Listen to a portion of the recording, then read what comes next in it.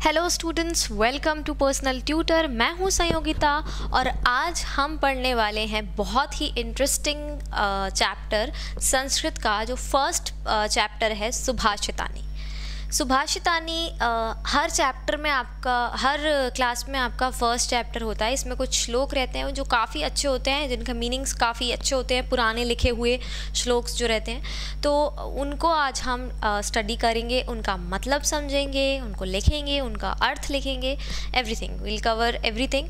तो ये जो सुभाषितानी है, इसमें टोटल आपके 6 श्लोक्स दिए हुए हैं। इनमें से हम 2 पार्ट्स में लेंगे, तो पार्ट 1 में हम 3 श्लोक लेंगे यहाँ पर। लेट्स स्टार्ट विद द श्लोक नंबर 1। पहले मैं यहाँ पर पूरा श्लोक लिख रही हूँ। फर्स्ट जो है पृथ्व्याम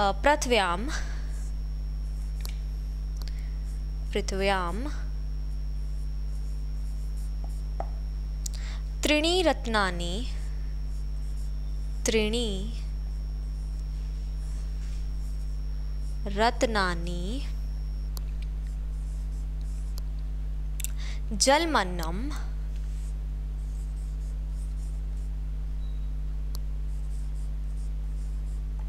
जलमन्नं सुभाषितम्।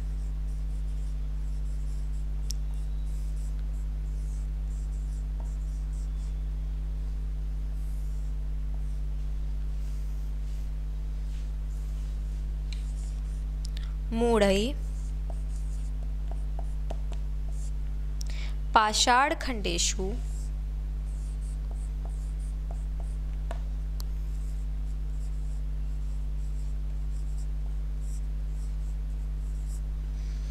रत्नसंज्ञा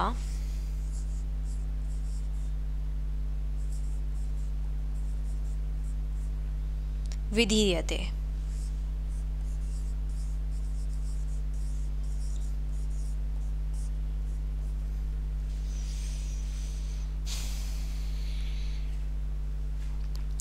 यहाँ पर हमारे पास जो श्लोक है फर्स्ट, वो ये है, पृथ्व्याम त्रीणि रत्नानि जलमन्नं सुभाषितम् मूढ़ै पाषाणखण्डेषु रत्नसंज्ञा विधीयते। अब ये हमारा फर्स्ट श्लोक है, आपकी बुक में आपको फर्स्ट चैप्टर में मिल जाएगा। अब इसका जो है हम यहाँ अर्थ लिखेंगे और फिर हम उसे थोड़ा सा एक्सप्लेन करेंगे, डीपली समझेंगे। So let's just write the meaning, अर्थ।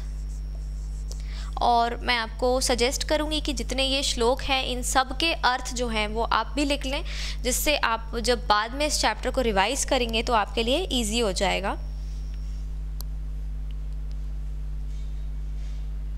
पृथ्वी में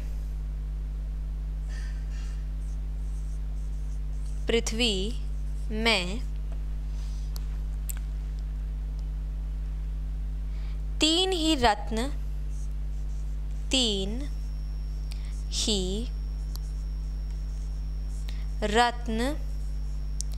हैं, जल, अन्न और सुभाषित। सुभाषित का मतलब क्या होता है स्टूडेंट्स? सुभाषित का मतलब होता है मधुर वचन। मधुर वचन मतलब आप कह सकते हैं कि बहुत अच्छा किसी ने कुछ बताया हो, जो कि अच्छा हो, नॉलेजेबल हो, अप्लाई कर सकते हो आप, पॉजिटिव थॉट्स कह सकते हैं आप, वो सुभाषित होते हैं। ये पूरा चैप्टर उन्हीं पर है, पॉजिटिव थॉट, सुभाषितानी, मधुर वचन। तो यहाँ पर मूर्ख व्यक्ति हीरा, पन्ना आदि पत्थर के टुकड़ों को रत्न समझते हैं। मतलब पृथ्वी में 3 ही रत्न हैं, परंतु मूर्ख व्यक्ति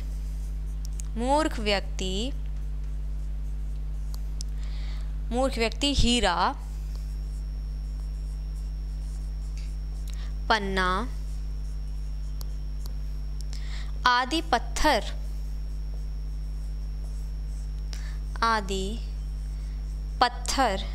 के टुकड़ों को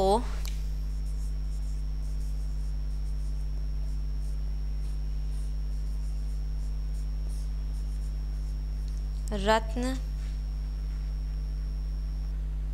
समझते हैं।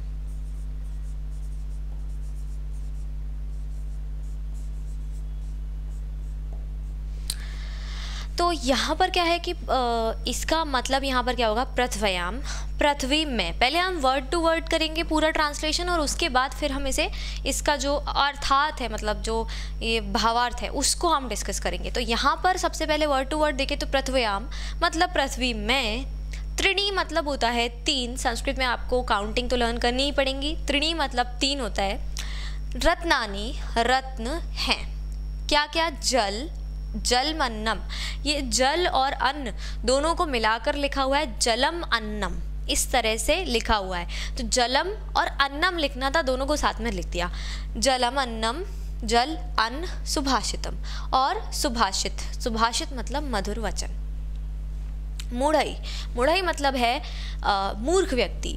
पाषाण खंडेशु, मूर्ख व्यक्ति क्या करता है, हीरा पन्ना, रत्न संज्ञा विधीयते, हीरा पन्ना आदि पत्थर को, पाषाण खंडेशु मतलब, पाषाण मतलब पत्थर को, पत्थर के खंडों मतलब पत्थर के छोटे टुकड़ों को रत्न समझ बैठते हैं, विधीयते मतलब समझते हैं। तो यहाँ पर ये क्या है कि यहाँ पर सुभाषितानी, ये जो चैप्टर है, इट्स प्रेजिंग इटसेल्फ कि भाई ये जो सुभाषितानी चैप्टर है ये पार्ट ऑफ क्या है, रत्न है। पार्ट ऑफ रत्न मतलब ये सिर्फ ऐसी चीज़ें हैं, तीन चीज़ें जो कि पृथ्वी पर रत्न हैं, जो कि बहुत ज़्यादा बहुमूल्य हैं, बहुत इम्पॉर्टेंट हैं।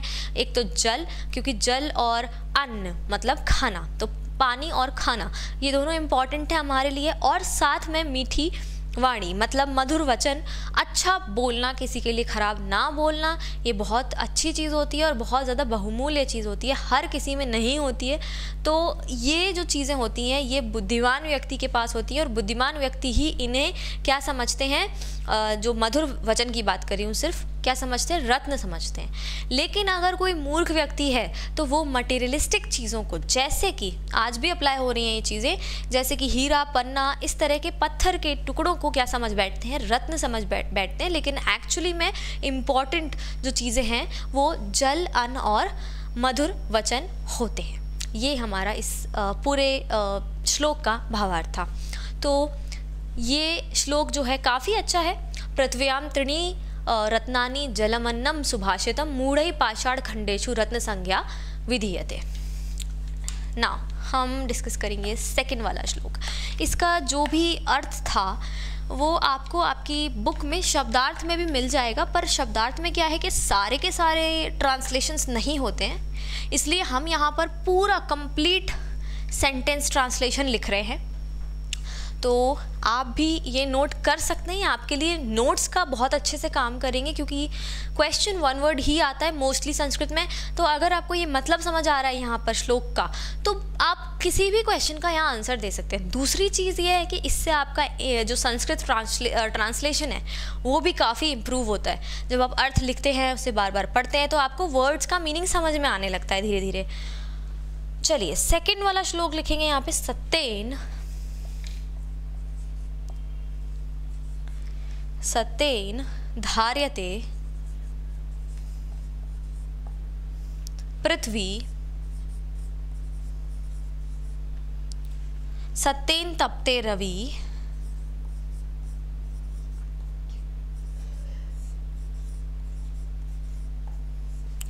रविः सत्येन वाति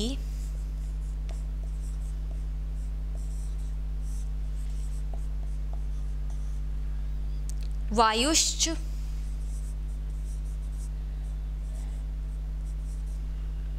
सर्वं सत्ये प्रतिष्ठितम् सर्वं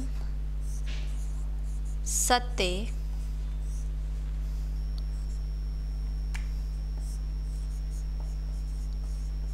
प्रतिष्ठितम्। दिस इज द सेकेंड श्लोक। इसका पहले मीनिंग लिखते हैं। पृथ्वी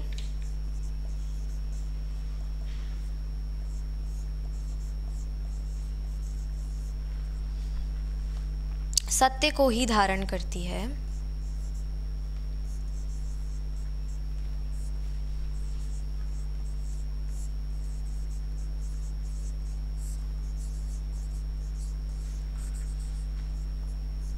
सूर्य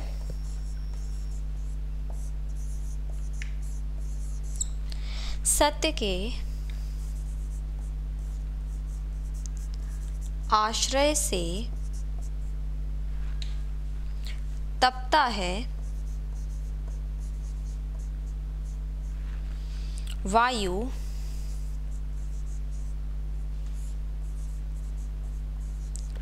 सत्य के द्वारा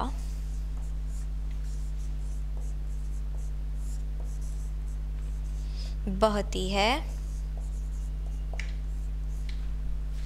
इस प्रकार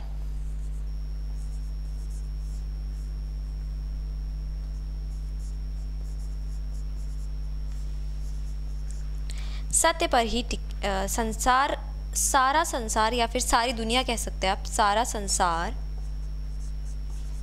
सत्य पर ही टिका है।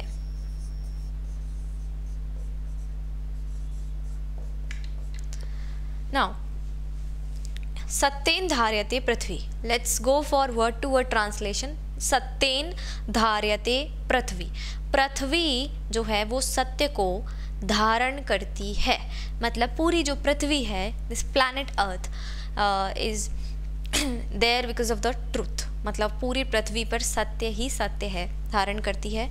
एंड नेक्स्ट है सत्येन तपते रवि, रवि मतलब आपने हिंदी में आपके जो पर्यायवाची होते हैं वो देखे होंगे, सूरज, रवि, चंद्रमा, सूरज, रवि, भास्कर, ये सब पर्यायवाची हम पढ़ते हैं। तो रवि संस्कृत में सूर्य को बोलेंगे, सूर्य सत्य को के आश्रय से तपता है। नेक्स्ट इज सत्येन वाति वायुश्च, वायु सत्य के द्वारा बहती है। सर्वम सत्ये प्रतिष्ठितम, इस प्रकार सारा संसार सत्य पर ही टिका है। So this is the translation. अब यहाँ पर ये पावर ऑफ ट्रूथ की बात करें कि ये जो पूरा संसार है ये सत्य पर टिका है, ट्रूथ पर टिका हुआ है, मतलब ये एक तरीके की हमें बता रहे हैं मधुर वचन, जो सुभाषितानी चैप्टर का जो नाम है कि भाई आपको क्या करना चाहिए, सत्य बोलना चाहिए। सत्य बोलेंगे तो ये सारा संसार चलेगा अच्छे से, सत्य नहीं बोलेंगे, झूठ बोलेंगे तो आपको फिर उसके जो भी रिजल्ट्स है, कॉन्सिक्वेंसेस हैं, वो आपको फिर झेलने पड़ेंगे। मतलब सत्य बहुत इम्पॉर्टेंट है और सभी को सच बोलना चाहिए, क्योंकि पूरा जो नेचर है वो सच पर आधारित है।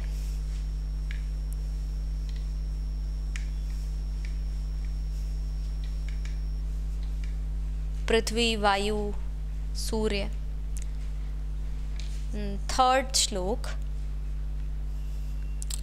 दाने तपसी, दाने तपसी शौर्य च विज्ञाने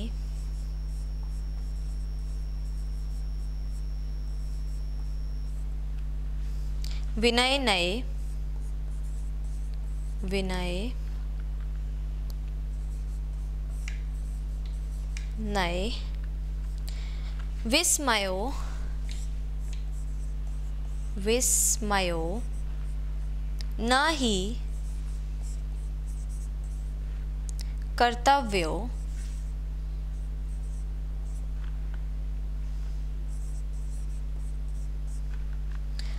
बहुरत्ना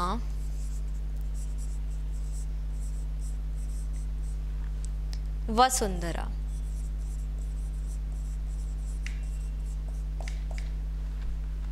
इसका मीनिंग हम लिखेंगे यहाँ पर, अर्थ पृथ्वी कई सारे रत्नों से, कई सारे रत्नों से बनी है। यथा, जैसे, दान,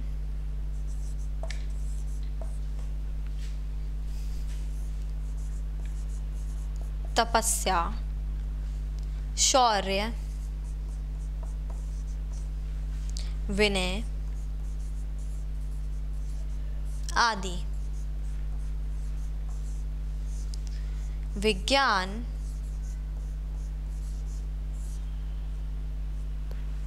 नीति के विषय में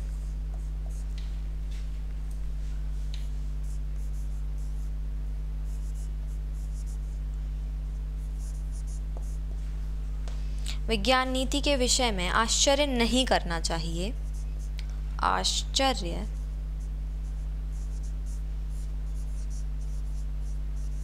नहीं करना चाहिए। यह सभी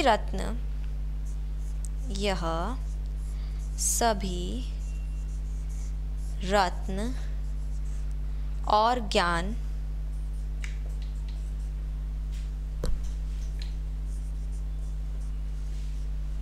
परमात्मा प्रदत्त हैं। तो यहाँ पर क्या है, हमें दाने तपसी शौर्य च विज्ञाने विनय नय। पृथ्वी कई सारे रत्नों से बनी है, विस्माओ ना ही कर्तव्यम बहुरत्ना वसुंधरा। बहुरत्ना वसुंधरा जो है लास्ट वाला, उसको पहले लिख दिया है यहाँ पर, क्योंकि जो मीनिंग है वो यहीं से शुरू हो रहा है कि पृथ्वी जो है वो बहुरत्न मतलब बहुत सारे, वसुंधरा मतलब पृथ्वी, बहुरत्ना मतलब कई सारे रत्नों से बनी है। जैसे क्या क्या होता है, जैसे दान हुआ, दान, तपस्या, शौर्य, विनय, ये सारी चीज़ें जो हैं ये पृथ्वी के रत्न हैं और ये इनसे मिलकर बनी हैं। विज्ञान नीति के विषय में आश्चर्य नहीं करना चाहिए। जब भी कोई नई खोज होती है विज्ञान की या किसी भी चीज़ की, तो हमें इतना आश्चर्य होता है कि अरे ये कैसे हो गया।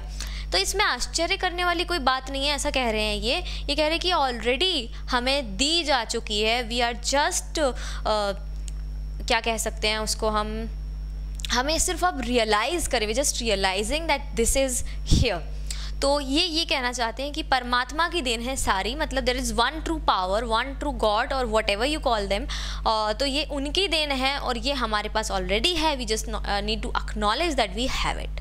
तो ये उसकी बात करें यहाँ पर कि पृथ्वी इन सारे जो है रत्नों से मिलकर बनी हुई है और हमारे पास ये सारे रत्न हैं और इनका ये जो रत्न हैं यही ये विज्ञान और नीति की जो नई खोजें होती हैं ये इन्हीं पर आश्रित होती हैं, इन्हीं पर आधारित होती हैं। तो ये था हमारा थर्ड श्लोक। आई होप कि आपको समझ में आए होंगे ये तीनों श्लोक। कोई भी डाउट्स हैं, कुछ भी क्वेरीज हैं इन संस्कृत, तो आप उन्हें कमेंट्स में ज़रूर पोस्ट कीजिए। मिलते हैं नेक्स्ट वीडियो में कुछ नए श्लोकों के साथ में। तब तक के लिए thank you and good bye.